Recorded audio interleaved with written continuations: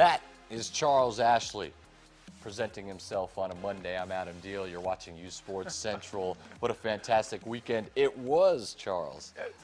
I mean, I sat down and tried to watch as many games as possible, and flipping through channel, and just the play, the atmosphere of everything from high school all the way up to the pros was crazy. It was just one of I loved it. Wild weekends. Yeah, I loved it. It was a lot of fun, right? Yes. And we're going to talk about everything from high school to college. How big was college to the NFL? And all the morning games in the NFL. I don't know if you watch Red Zone, Charlie. Yes, you should that's watch what Red I Zone, do. right? Scott on Hansen Red does a Zone. great job, and I mean, there's just games coming down to the wire in each one of them, and that's just excitement right there. But let's keep to the college world right here on 3 and Out, Charles, and let's get to it. 3 and Out, and a little free debate here for me and Charles for you, but.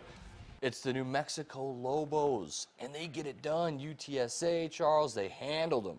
They did handle them. Handled them. It was impressive because they were down 9-0, and I think a lot of us were thinking, uh-oh, same old Lobos, here we go. And they came out of the locker room with just a different mentality. I watched them. They were aggressive. They were flying to the ball on defense. They were speeding up the tempo. Lamar Jordan was phenomenal back there. 106 yards on the ground, 72 through the air. You had Presley also getting 100 yards, and then you had a defense where 5 sacks. Like, when's the last time we had 5 sacks? Dakota Cox is playing fantastic, just a sophomore. Yeah. He's having a year, and he's kind of led and set a tempo to this defense. Now, we've seen them slightly progress the defense, right? I mean, they look good in the first half against Fresno, but they haven't pieced together an entire game like they did this week. And when they do piece together a game, that's the outcome.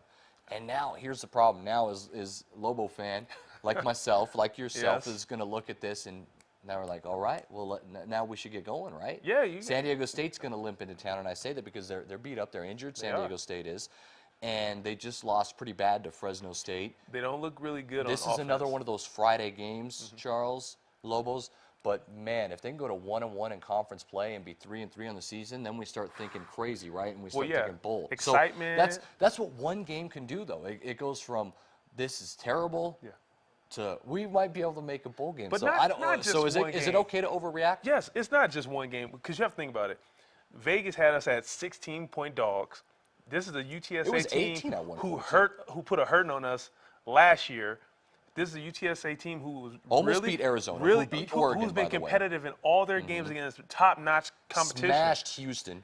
At Houston. Right. So this is a good win because this is a team that can score points. This is not a slouch type of team. This is not like, oh, we went and beat Kansas Wesleyan. This is a quality win. Lamar Jordan. This kid's good, right? He's a redshirt freshman. I like his attitude. He can play. He can play, can he? Yeah. He can play. I'm listening to the radio. We both listen to the radio on our way to work. We're listening to Jeff Symbieta and the guys at the Animal, and people are calling in saying, "Hey, man, we have a quarterback. I don't know if we need to be rushing Cole Gauchi back. Kind of let him heal." Cole's what's added up bonus, with I think. playing a quarter? Clayton Mitchum, I don't know about that. Okay, I think Cole would be an added bonus to this offense. Well, the speed, the tempo, the attitude. Even the UTSA announcers were saying, "Man, whatever this kid Jordan has is contagious," because the guys were feeding into it. So what are the expectations, Lobo fan now? I mean, things change in 1 week, right? And That's now football. we're going to completely overreact and say, oh, well, now we should win this game, this game, and this game. But you look at games on our schedule, and you see the potential of this team, and you say, well, actually, we might be able to sneak some more wins out on this schedule, wouldn't you say? I like being confident. We were talking about on our show last week how we were saying, Davey was saying, this is a game we could win or lose. I'm not in the mindset of win or lose. I think you look at a schedule and say, we can win this game. We can win this game. We can win. And this is a game we can win. Well, okay, let's not argued overreact. about this, Yeah. but I mean, as a coach, you probably say, okay, we could win this game, this game. You probably say every game. No. What are you going to say? Nope, we're going to lose this game for sure. What kind of attitude Come is on, that we then? both coach high school sports, and we both have looked at the schedule like, you know what, we're going to win this. We probably won't win this game. We're going to win it. I've done it. We all do it as coaches. So saying, I don't know if we're going to win it. But is he supposed to come out and say that? No, but there's ways you can say it without sounding cocky. But this is a big time game though. You're right. They're limping Friday in night, here. man. They're limping in here. Charles, Friday night. We're San playing Diego defense State. really well. They gave up the fewest amount of yards they did all season. I think it was like 341. They're taking really good steps, and I think if they can keep it going and they get this win, we know what confidence can do for you. Let's move on now and go down a level to the high school world. And this was a weekend again that surpassed last weekend. And of course, Zach Gentry and company, we just went over that. They get it done against Cleveland. We'll break that down even a little bit more just because of the significance of that game and seeding and what have you. It was fun to be out there. Those are true contenders. We know that, right? And Gentry, Coach Dotson go for 2 and get it done. But how about teams like the Rio Rancho Rams? Just completely put Atrisco on the back burner, smashed him. 6 touchdowns from Brewer. Angelo Lujan had over 250 all-purpose yards. Brady Patterson added 3 more touchdowns, it was told. I think he has 10 on the season.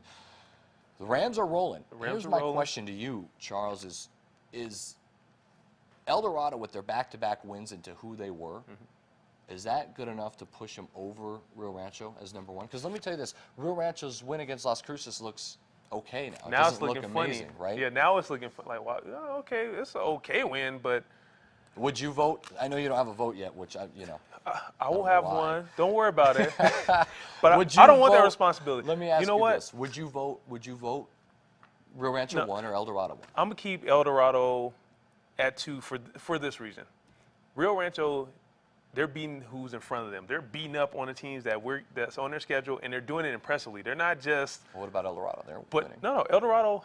They have style points. That's what I call that. Those are style points. They're winning good, It reminds me of Auburn Tigers. They blew some teams out. Then they won some really close games.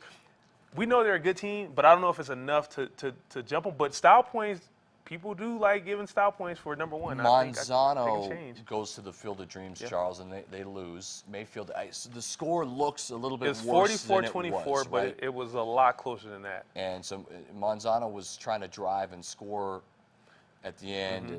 And 31-24, Brandon Bray balling, having a great game. Monzano came to play. They're driving it. They turn the ball over in the red zone. They had 3 red zone turnovers in this game. It's probably good for Monzano's morale as now district play starts, and they've got Sandia this next week. You can catch it here on uSports Network, but district play is coming. And that in a is what big-time we really could get Thursday into. game. Playoff predictions, all of it. Keep it here for 3 and Out. You're watching uSports Central. Thursday's going to be awesome. Get those playoff predictions going here soon. I know. Yeah.